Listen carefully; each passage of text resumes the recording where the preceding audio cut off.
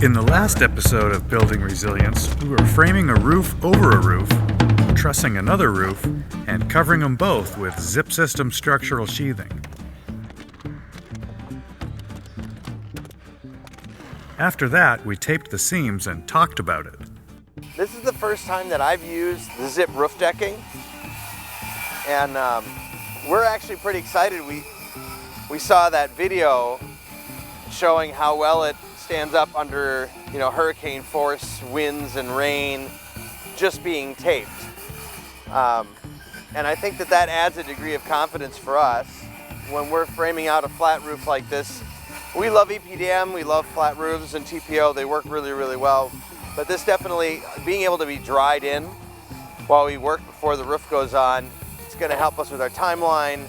And if there's a failure in the EPDM at some point, the likelihood that we'd see that come right in right away is lower. So I feel like that's like an extra layer of protection that we've got in here now.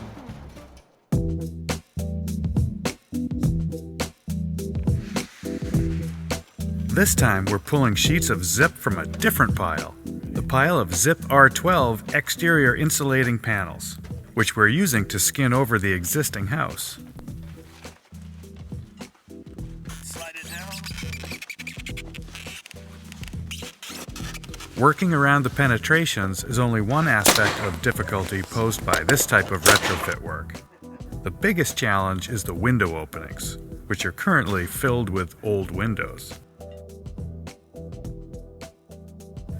Cutting the sheathing properly to fit the replacement we've definitely gotten better requires some thought, this new system, and also an adjustment to the preferred process. For previous jobs, we've used a different window where we can just go right over the zip.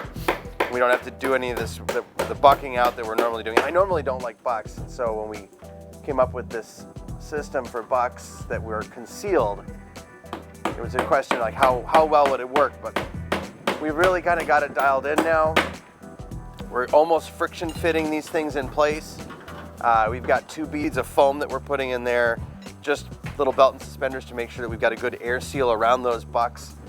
It's, fenestrations are the weak part of the system, and I'd like to make sure we don't have airflow in and around the windows, that we might get funky condensation around the units. That would be bad. On this wall, we've got the existing house meets new construction. Existing house kind of does a little bit of a twist and a lean, which is pretty typical for balloon frame houses. They tend to have a little bit of pull towards the inside. So where we're perfect at the bottom, we're pretty imperfect at the top. And that's okay. We've got a bit of furring strip in there. We're planing it out. By the time we get about 6 feet into the existing house, we're able to go flush against the sheeting again.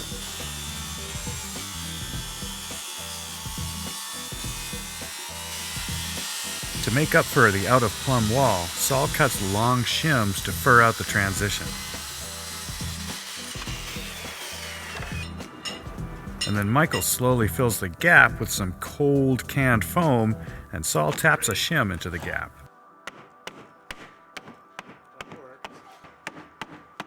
He also places another shim about halfway into the next panel, but that's it.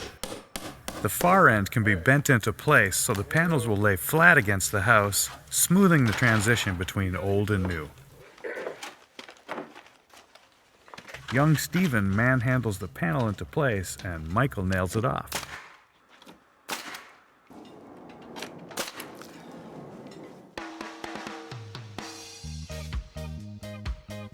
With flanged windows and thick exterior insulation, you can nail through the flange, through the insulation, and anchor directly into the framing.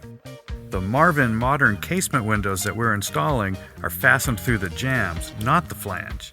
And because foam has a really cruddy holding power, the design team needs to figure out a buck system. Here's what they came up with. Surround the window with 2x2s and cut back 1.5 inches of the foam. In animation land, all of the joints are tight, but in the real world, they use beads of canned foam to make sure the joints are tight. The retrofit bucking system begins with cutting away the old window frame and adding enough strips of wood to create backing for the new bucks.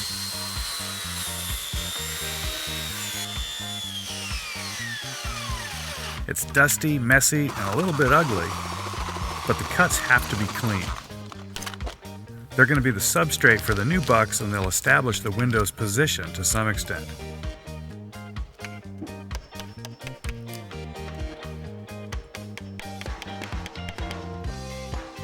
Measuring off the floor, they establish where the top of the bottom buck needs to be,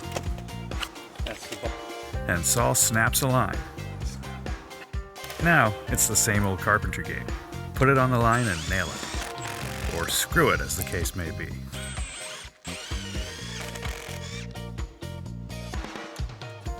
Same drill up top, put it on the line and screw it.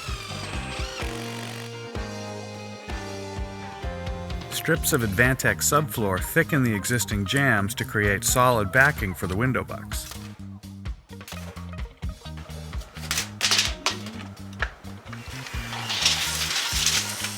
Saul measures, marks, and cuts them all at the same time because he's an efficient carpenter. He also wants to get the exterior done as soon as possible so he can go inside and work. But that's not really how it's going to shake out for Saul.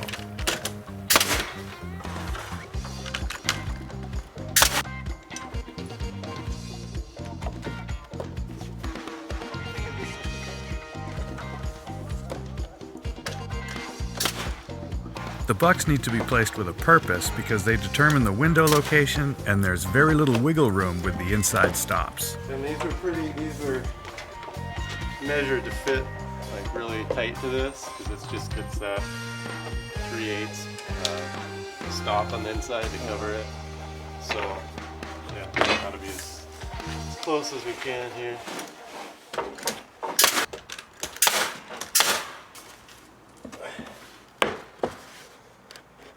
With the window frame all bucked out, they're ready to add some Zip R12 to the mix. Cold weather has a way of making things move slower.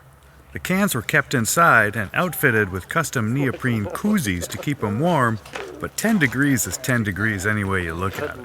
Unless you look at it on a centigrade scale, in which case it's minus 12 degrees. So yeah, still cold. I'll just pretend it's a slow-mo video. To make up for it, we pretend we're shooting a slow-mo video, but Steven doesn't cooperate. I don't know what to tell you. With the can foam flowing, Saul circles the opening with 2 beads, and I found a solution to the cold can blues: heated gloves from Milwaukee.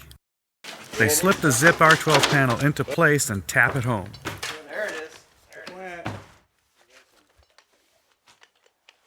Still got a ways to go. You can see the foam bead squeezing out a little bit at the top buck. This is good. Something's holding this panel out down here quite a ways. Nail it. Michael adds more canned foam to make up for some irregular geometry, and the crew gets after the rest of the house. It's a good thing, too, because a truckload of windows and doors are coming soon from Marvin, and the best place for a window on a job site is installed in the wall.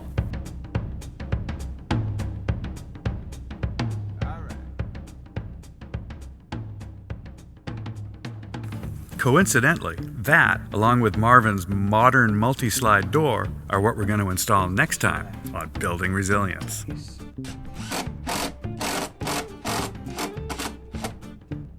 And you can see over here, this is the new modern multi-slide stacking door from Marvin. And it provides an incredible view of the exterior. And what's really cool about this thing is that the whole thing opens up.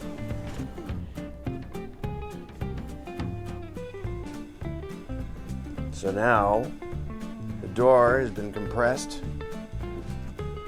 really stacked, so that it's one door width wide, which gives us all of the rest of this opening free and clear. Good place to sit and observe the debris field that is the job site. Stay tuned and stay resilient.